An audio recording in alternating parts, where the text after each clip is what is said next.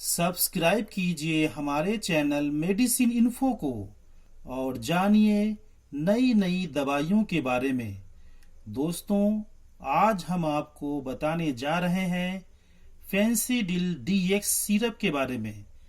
इसमें डेक्स्ट्रोमेथार्फेन, हाइड्रोब्रोमाइड और क्लोरफेनरामिन मिलिएट मिला होता है।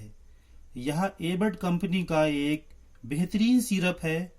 इसका प्रयोग कफ, सर्दी, खांसी, ब्रोंकाइटिस, नज़ला जुकाम, नाक बहना आदि में विश्वास के साथ किया जाता है। इसकी मात्रा है वयस्कों में 5 ml, 2 से 6 वर्ष तक के बच्चों को 1 पॉन्ड 25 ml यानी 1.25 ml, 6 से 12 वर्ष तक के बच्चों को 2.5 ml प्रतिदिन 4 बार तक दी जाती है।